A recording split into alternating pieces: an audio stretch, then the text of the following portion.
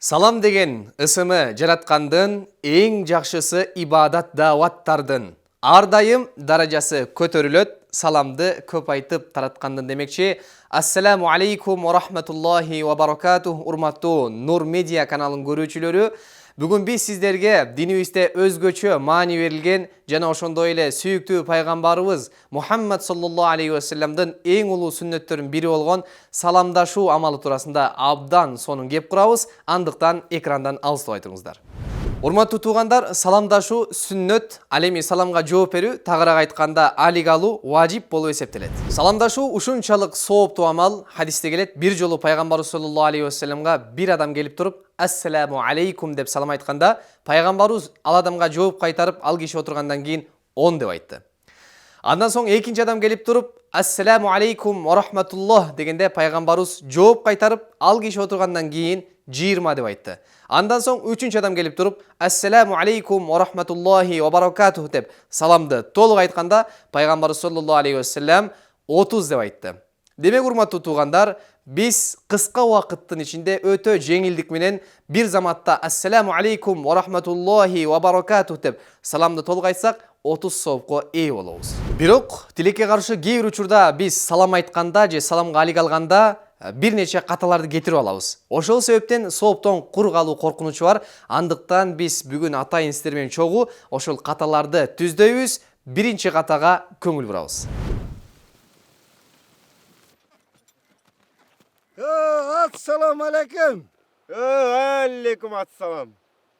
Бул түрдөгү ката көпчүлүк учурда эле кездешет. Негизинен ассаламу алейкум деген сөздүн мааниси сизге Аллахтын тынчтыгы болсун. Ал эми биз ошол ассаламу алейкум сөзүндөгү син тамгасын так алмаштырып ассаламу алейкум же алик алганда ва алейкум ассалам дей турган болсок, анда жогорудагы маани чыкпай калат дагы, саламыбыз ката болуп калат. Андыктан ушул катадан сактанайлы. Кийинки катага көз чаптырабыз. Алейкум салам. Ал эми ушул кадрдан биз эки катаны байкасак болот. Биринчиси салам айтканда, экинчиси алик алганда. Салам айткандагы ушул түрдөгү катаны көбүнчө жаш балдардан кездештиребиз. Шашкан себептенби же адат болуп калган себептенби, көчөдөн улуу жаштагы агаларды, аталарды көргөндө ассалейкум майке же соллекум же соллекум майке деп баягы саламдашуунун бир канча тамгалары түшүп калат дагы, мааниге толук ээ болбой калат. Ал эми экинчи түрдөгү ката алик алганда толук алик албастан эле алейк салам. Бул дагы жогоруда айткандай Аллах Тааланын сизге дагы тынчтык болсун деген маанини туюндурбай калат дагы ката болуп эсептелет. Андыктан ушул катадан дагы сактанайлы. Кийинки ката. Кээ бир учурда көпчүлүккө кантип салам бериш керек деген суроо ойлондуруп калат. Ассаламу алейкум деп. Алейкум салам. Ассаламу алейкум деп айтсаңыз, жекелик түркө чектелгендей болуп калат дагы, анан сиз ассаламу алейкум деп аягына дерди кошуп коесуз. Албетте бул туура эмес. Анткени ассаламу алейкум сөзүнүн ичинде көптүк маани камтылган, андыктан дер бул ашыкча кошуштун кереги жок. Урматтуу туугандар, саламдашуу ушунчалык зарыл амал. Жада калса пайгамбарыбыз өзүнүн куттуу хадисинде айткан, эки адам бара жатып, ортосунан таш, дарак же ушул сыяктуу нерсе бөлүп калса, анда дароо кайра жолугар менен салам айтсын деген. Аны азыр бизге инилерибиз сонун кылып көрсөтүп берет. Мустафа, Мустафа,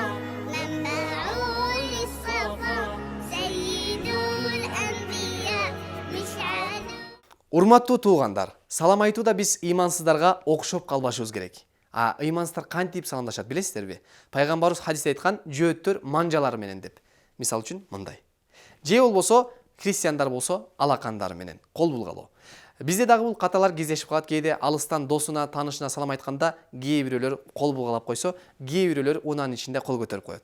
Эгерде биз ушул кол көтөрүү менен биргеликте салам сөзүн айтпай турган болсок, анда бул ката болуп калат. Андыктан кол булгаласак мейли, кол көтөрсөк мейли, бирок салам сөзүн сөзсүз түрдө чогуу айтайлы.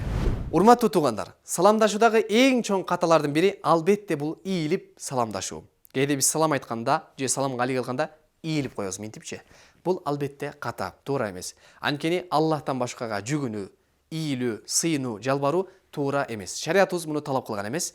Негизинен эле биздин ата бабаларыбызда дагы мына Каныкей энебиздин ырсаптары келтирилет. Адамга адам жүгүнүш атайын жаман кыйын иш. Бир Кудайдан башкага болбойт экен бүгүлүш деп, ушул бүгүлүү, жүгүлүш бул туура эмес экендигин Канекенебиз өзүнүн ырсаптарында баяндап өткөн.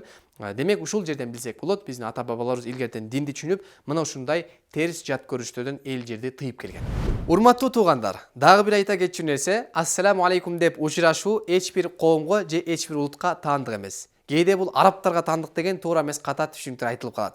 Негизинен байыркыдордо арабтар хайякалла, Алла сени тирүү койсун, өмүрүң узун болсун деп, мисалы үчүн бизде деле арыбаңыздар, бар бол, кандай, саламатсызбы деген сыяктуу эле учурашкан. Ал эми Аллах таала мусулман журтчулугуна Адам атабыз аркылуу саламдашууну үйрөткөн.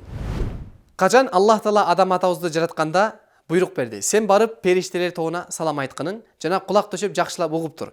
Алар сага кандай жооп кайтарышса, сенин салам айткандыгың жана алардын жообу сенин жана сенин урпактарыңдын саламдашуусу болот деди. Анан Адам атабыз барып туруп ассаламу алейкум дегенде периштелер ва алейкумуссалам ва рахматулла деп жооп беришти. Мына ошондон улам бизге салам жетип келген. Дагы бир ката, кээде сиз көчөдө бара жатып, бир жаш балага пайгамбарыбыздын сүннөтүн тирилтүү максатында ассаламу алейкум деп салам айттыңыз. Анан ал бала сизди көрүп калып, мен улууга биринчи салам айтышым керек эле деп, ал дагы ассаламу алейкум деп айтып алды. Демек, эки тараптан ассаламу алейкум деп айтып алган учур. Эми бунун маселеси кандай болот десе, шариятыбызда бардык маселелер камтылган, пайгамбарыбыз бардыгын ийне жүйүнө чейин айтып өткөн. Эки адам тең ассаламу алейкум деп айтып алган болсо, анда экөөнө тең ва алейкумуссалам деп саламды кайтарыш милдет болот деген. Ey ballar. Salam gana. Nasılsın? Aleyküm selam. Kim balasın? Azamattın? Asıl. Kim balasın? Ассаламу qoblal kalam. Сүйлөшүүдөн мурда саламдашуу. Биз кимдир бирөө менен жолуккан учурда дароо эле максат коюп сүйлөшүп кетпесен, балким пайгамбарыбыздын хадисине амал кылып биринчи саламдашайлы, амандашайлы. Мына ушул хадиске төп келген элибизде жакшы бир макал бар: саламдашпай сөз баштаба. Урматтуу тууган, дагы бир маселе. Эгерде сиз кимдир бирөөгө салам айтсаңыз, бирок тилекке каршы ал адам сиздин саламыңызга жооп бербей, алик албай басып кетти. Анан сиз эмнеге бул менин саламыма жооп бербейт, бул кандай адам деп кыжалат болуп капаланбай эле коюңуз. Анткени анын ордуна сиздин саламыңызга күнөөдөн таза болгон периштелер жооп кайтарат. Жанада учурашкан учурда эң жакшысы, эң абзелиреги эки колдоп учурашуу. Себеп дегенде пайгамбарыбыз саллаллаху алейхи вассалам өзү эки колдоп учурашкан. Саламдашуунун адептеринин дагы бири үйгө киргенде саламдашуу. Анткени пайгамбарыбыз хадисте айтат: "Иза валажар раджулу байтаху фалякул". Качан бир адам үйүнө кире турган болсо, анда ал айтсын: "Аллахумма инни ас'алука хайрал маулажи ва хайрал махраджи. Бисмиллахи валажна ва бисмиллахи хараджна ва алаллахи раббина таваккална".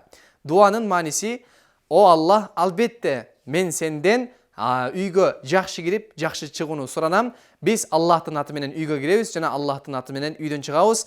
Жана да Роббибиз Аллахка гана тоокел кылабыз" дейт. Мына ушул дуаны айткандан кийин пайгамбарыбыз хадисте улап айтып жатат: "Сумма лиюсаллим аля ахлихи". Андан кийин ал киши үйдөгүлөрүнө салам айтсын дейт. Демек ушул хадистен бизге билинет, үйгө киргенде саламдашуу бул сүннөт.